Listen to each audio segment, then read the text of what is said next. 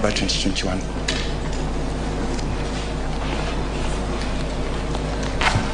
An application on what, please? My lady, the application was for consolidation and waiver of the requirement to supply physical copies of the record of appeal.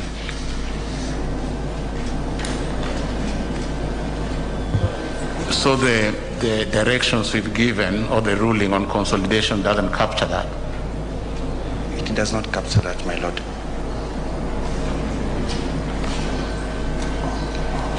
The ruling on consolidation has already been given. The petitions are all consolidated. Very well, my lady. I stand guided. Yes. Honorable Chief Justice, I have confirmed the Deputy Registrar. That application was never filed.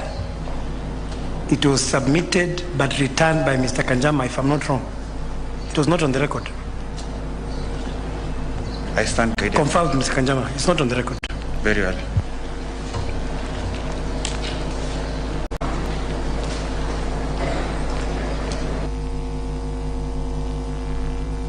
Sarah.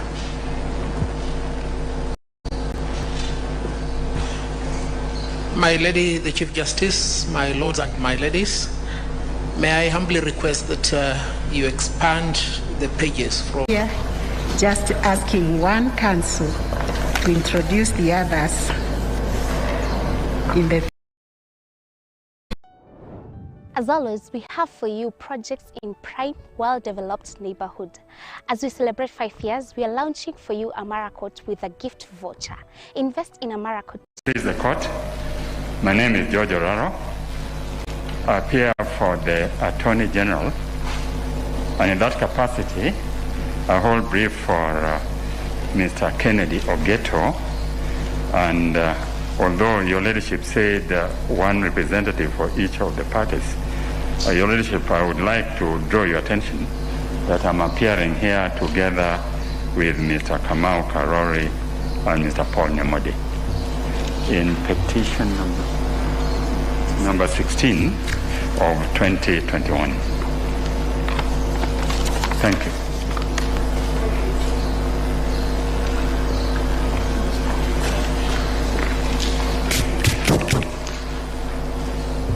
Good morning, my ladies and my lords. My name is Gumbo. I am privileged in this matter to be led by learned senior counsel, Professor 𝙏𝙗𝙖. He is not with us this morning, he's indisposed. Together with my other colleagues, Mr. Moses Kipkogei, 𝙒𝙬 𝙁𝙗𝙧, Mr. Justice Munyidhia, who's following the proceedings online, Mr. Ken Meli, Mr. Ronald Makoha, and Ms. Wambui Muigai. We appear for the Independent Electoral and Boundaries Commission in petition number 13 of 2021. Thank you.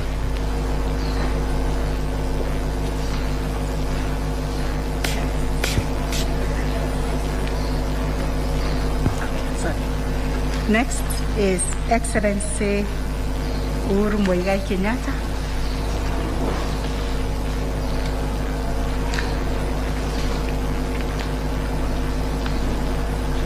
Please, the court. My name is Kiragu Kimani. I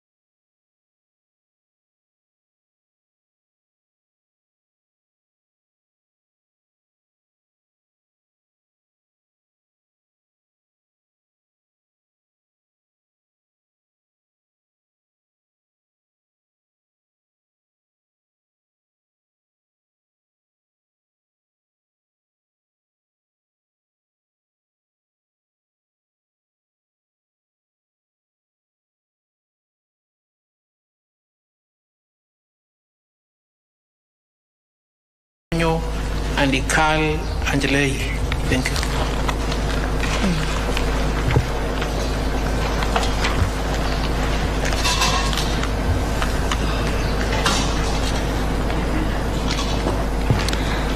please the court, I appear with Ms. Muthoni Nyuguto for the 11th. Your name, please? My name is Martha Karua, appearing with Muthoni. It's for record purposes. We need to record. I'm leading Muthoni Nyuguto for the 11th, 12th, and 13th respondents in the Attorney General's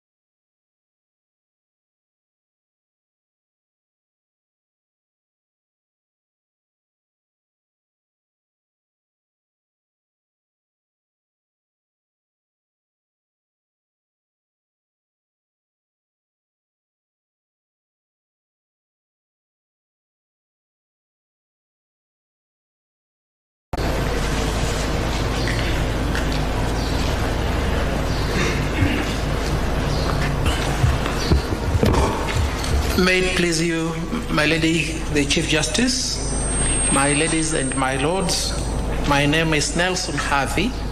I appear for the 1st to 5th respondents in all the appeals and the applications. These are Dr. David Ndii, 𝙏𝙤𝙖𝙠 James Gondi, Wanjiru Gikonyo, and Ikael Angelei. Thank you.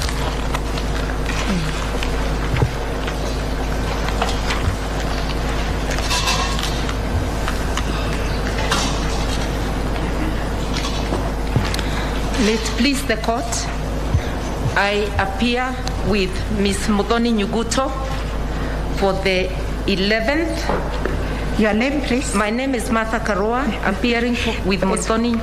It's for record purposes. We need to record. I'm leading Muthoni Nyuguto for the 11th, 12th, and 13th respondents in the Attorney General's appeal, that is petition number 18 of 2021. And like my learned senior, George Oraro, although the directions are for one counsel, it's difficult for those of us who are leading to come without the advocate on record. Okay.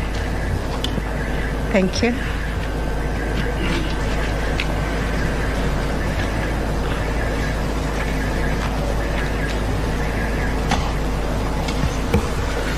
The Honorable Chief Justice, my lords and ladies, my name is Elias Mutuma.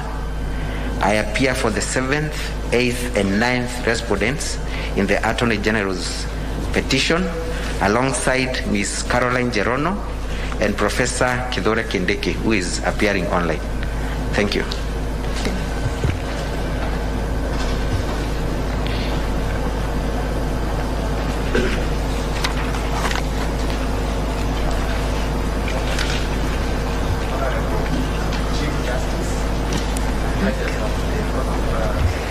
Put on your mic, please, so that we can record.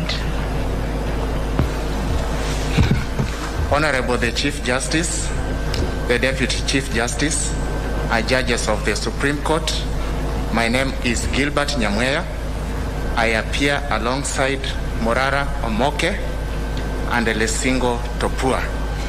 We appear for the appellant in petition number 11, that is Morara Omoke, who is also the 13th respondent in the Attorney General's petition, and he is the 76th respondent in the petition by IEBC. Thank you.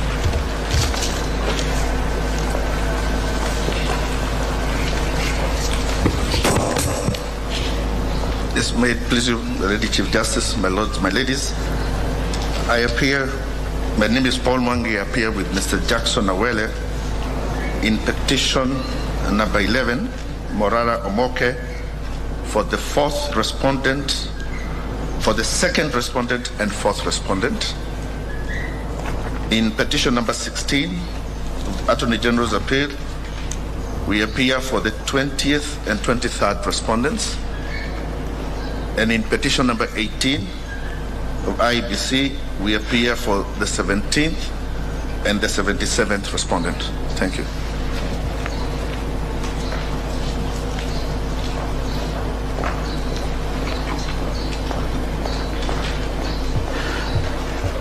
My Lady, the Chief Justice, my name is 𝙏𝙗𝙧 𝙠 I'm privileged to appear before you one more time, this time for Dr. 𝙏𝙗𝙧 𝙁𝙤𝙧, the 14th respondent in the IEBC appeal, and he's number 74 in Omoke's appeal. I hold brief too for Ms. Kituku, who appears for Muhu.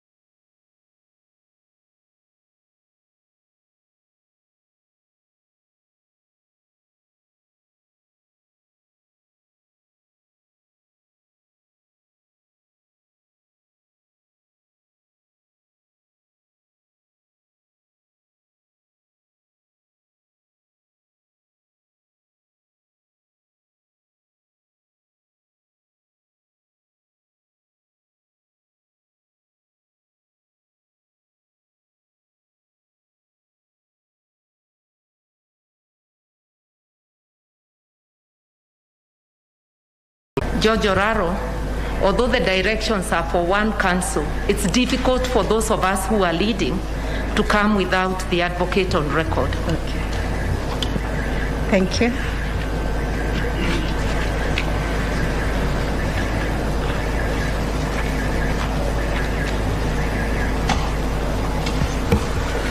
The Honorable Chief Justice, my lords and ladies, my name is Elias Mutuma.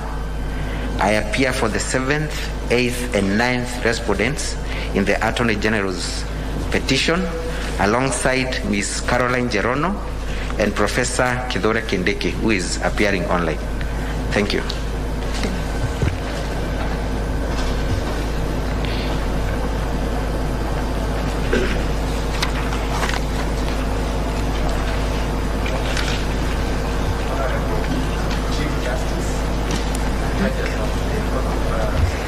Put on your mic, please, so that we can record.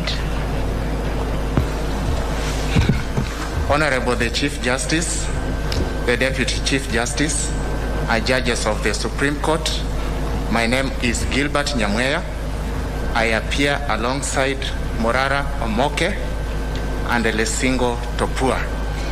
We appear for the appellant in petition number 11, that is Morara Omoke, who is also the 13th respondent in the Attorney General's petition, and he is the 76th respondent in the petition by IEBC. Thank you.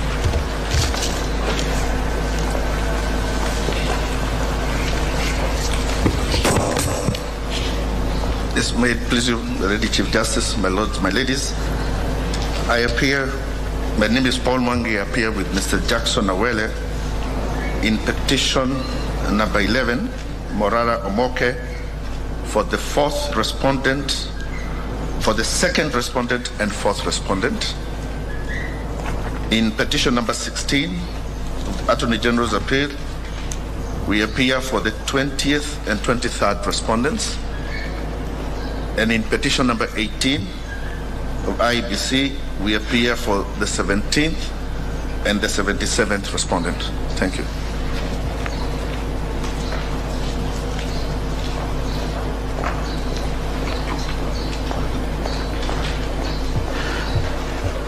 My Lady, the Chief Justice, my name is 𝙏𝙗𝙧 𝙔𝙤𝙧.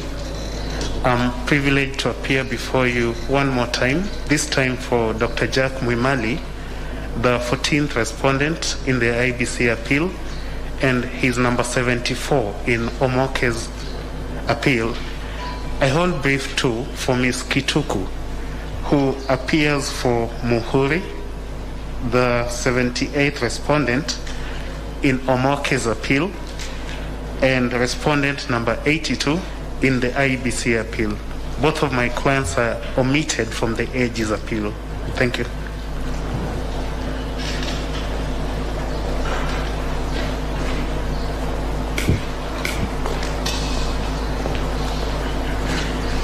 The Honorable Chief Justice, my ladies and my lords, my name is Wambulwa.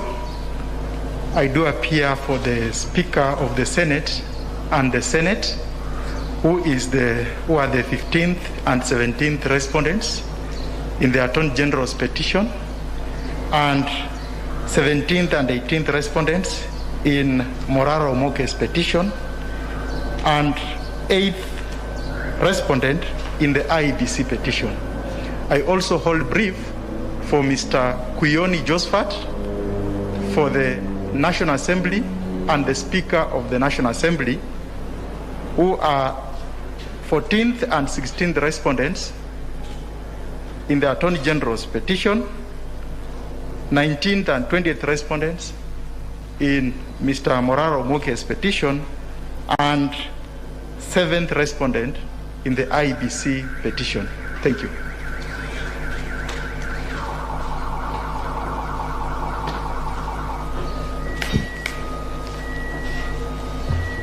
Good morning, Your Ladyship, the Chief Justice, honorable judges. My name is Evans Ogada.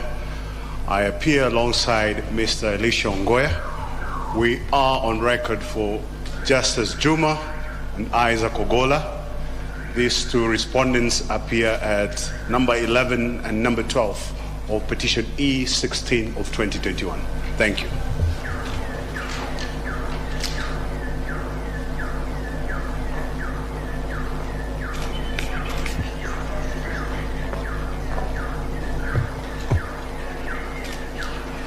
Good morning, Your Honors.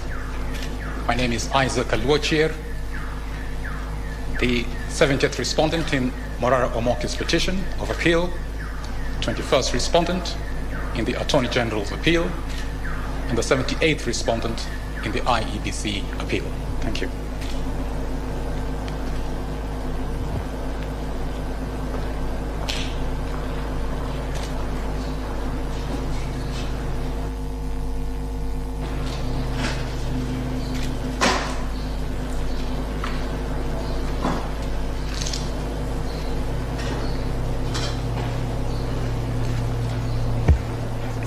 With your kind permission, the Honorable Chief Justice, Mr. Steve Ogola, here to pick a ruling on behalf of the proposed interested party, the Party of National Unity, in the AG's petition of appeal.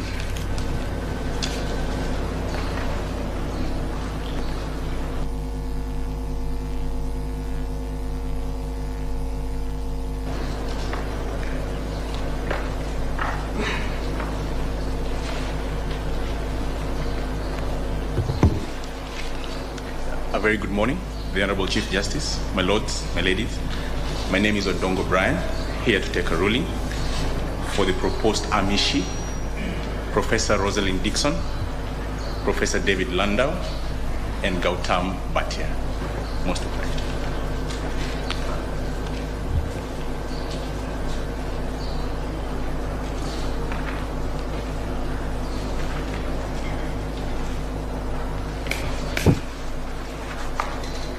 great with you, my ladies, my lords.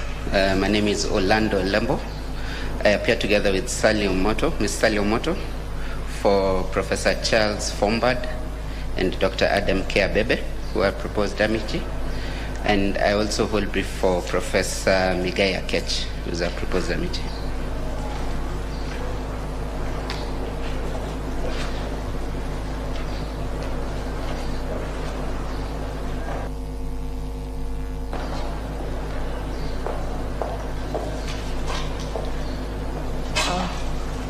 Good morning, my ladies and my lords. I'm Barbara Kwanga. I appear for the proposed intended Amici, Professor Richard Albert and Professor Yaniv Rosnai, in a ruling in the AG's appeal.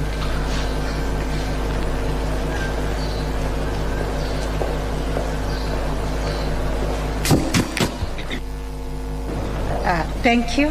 I think we have taken the quorum of all council and parties present. Directions, like I said, were given on filing the responses,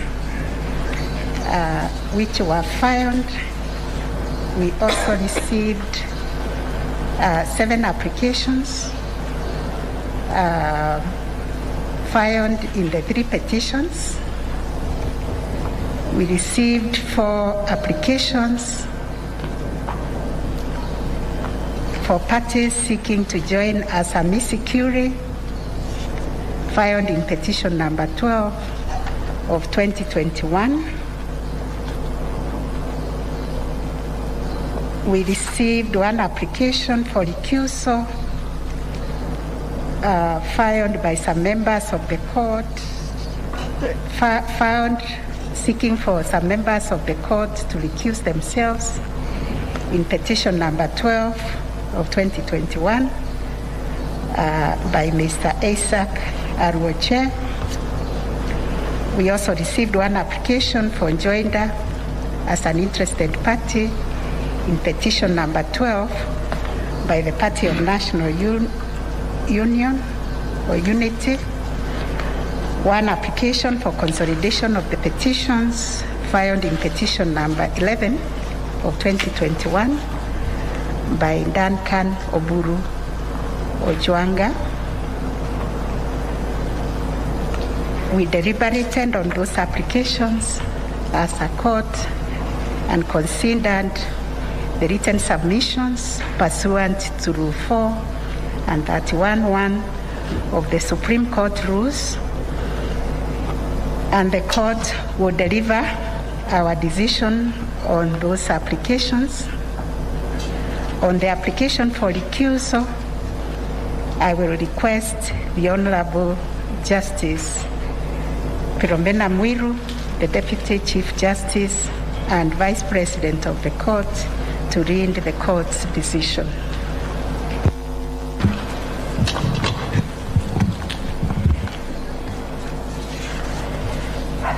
I'm most obliged, my Lord the Chief Justice. This is the application for the recusal of 2 of 3 judges of the court by Isaac Arwoche, and this is the ruling of the court. Upon perusing the notice of motion application dated the 26th of October 2021 and filed on the 27th of October 2021 by Isaac Arwoche, who is the 21st respondent in petition number 12E016 of 2021, seeking a recusal of Honorable Justices Mohamed Kadha Ibrahim, Smokin Wanjala, and Jokindongo Susana from hearing and determining the petition of appeals arising from the judgment of the Court of Appeal delivered on the 20th of August 2021 in Civil Appeal number E291 of 2021 as consolidated with Civil Appeal number E292 of 2021,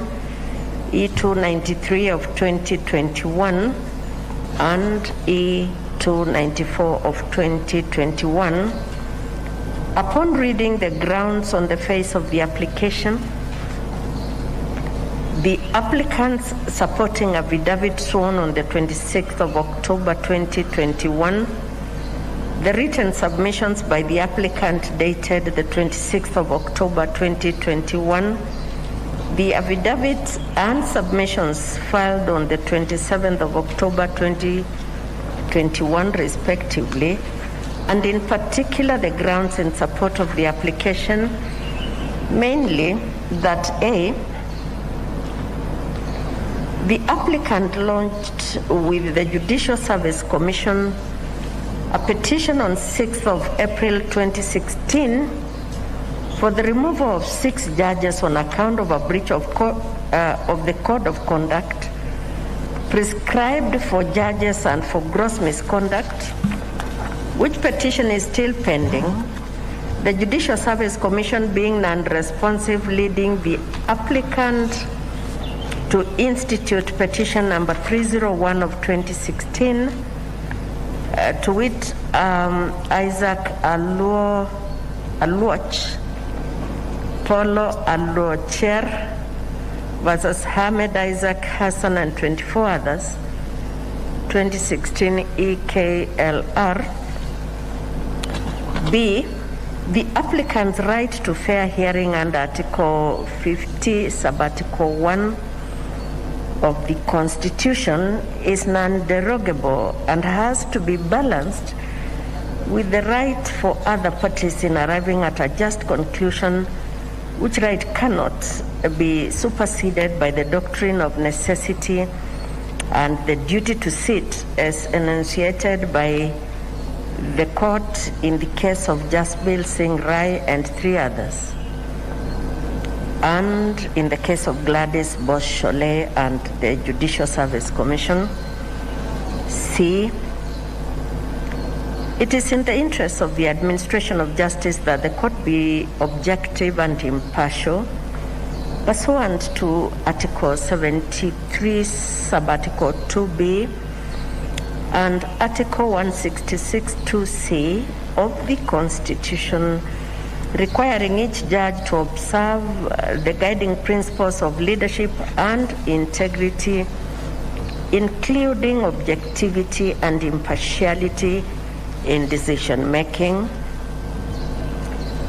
And considering the grounds of opposition dated the 1st of November 2021, filed by Paul Mwangi and Company advocates on behalf of the 20th respondent, the Building Bridges to a United Kenya, National Secretariat of the BBI Secretariat, and Raila Amolo Odinga, the 23rd respondent. The said respondents oppose the application on inter alia the following grounds. A, the application is an afterthought, it is ill-conceived and intended to convolute and delay the hearing and determination of the petition. B, the applicant has not demonstrated and or adduced any such evidence in support of the allegations on bias by any of the cited judges. C, the application is self-defeating for the reason that whereas the applicant cites 3 judges for recusal, he seeks the recusal of only 2 of them. D, the application offends the doctrine of the duty of a judge to sit. And further, considering the applicant's further submissions dated and filed on the 3rd of November 2021, in which he proposes that pursuant to Article 159, Subarticle 2C of the Constitution, the appeals instead be heard and determined by arbitration, conducted under the supervision of the court, the modalities of which can be dealt with during the case management conference. The court took the liberty to establish from the Judicial Service Commission the existence of the applicant's petition against the 3 judges.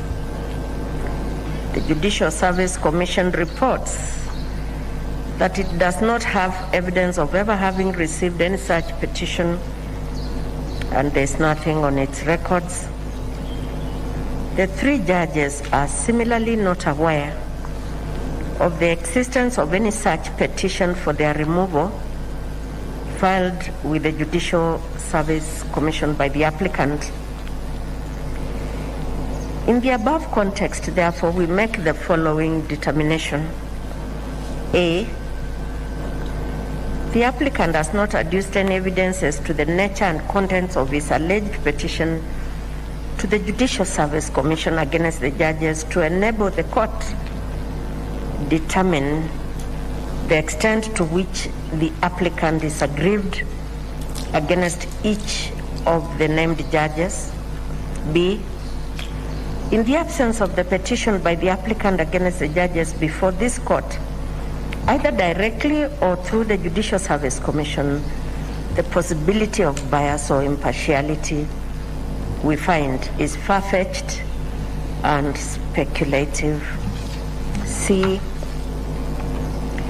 the applicant has not spelled out any specific allegation that is likely to impair the judges in dealing with the matter against the applicant, as the applicant indicates willingness to have either of the 3 judges he's accusing to be part of the bench and to have his petition resolved through alternative dispute resolution mechanism.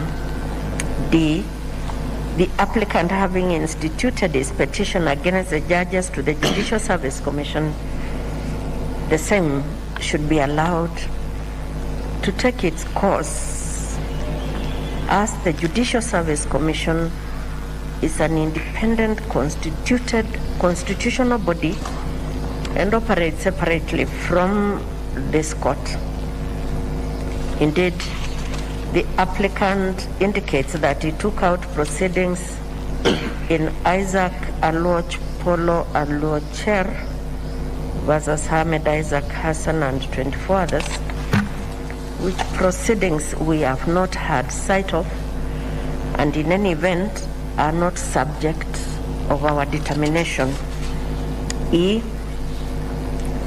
Article 25 of the Constitution protects the right to fair trial under Article 52 of the Constitution, which only applies to accused persons in criminal proceedings.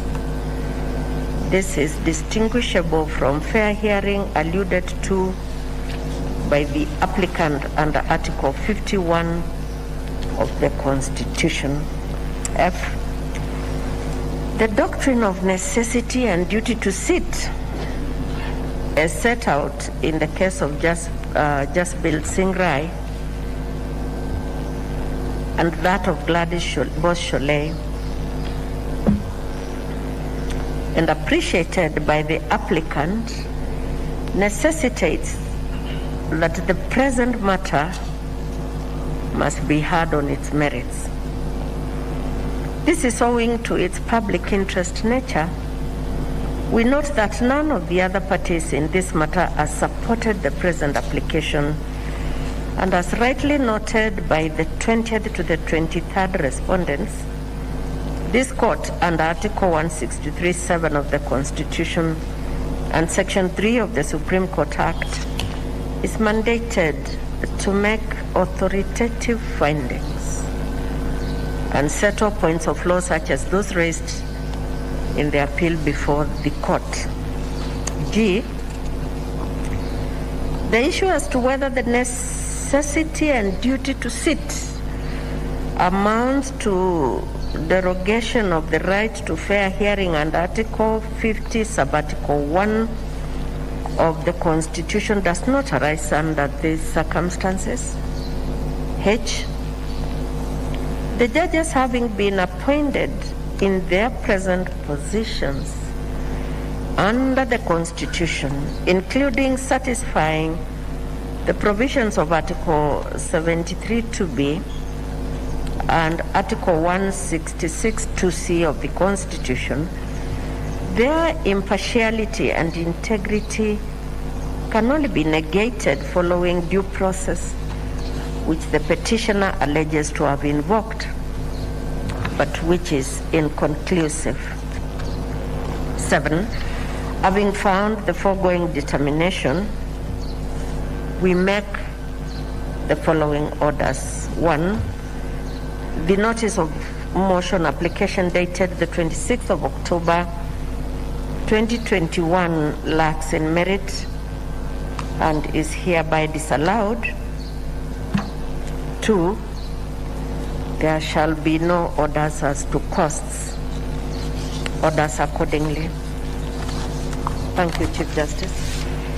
Thank you very much, the Honorable Deputy Chief Justice, for reading that ruling decision of the court. I will now go to the application for the joinder of an interested party, and I will request the Honorable Justice Joaquin Dongo, Supreme Court Judge, to read the court's decision. The Honorable Chief Justice, Deputy Chief Justice, Justices of the Supreme Court, Counsel, this is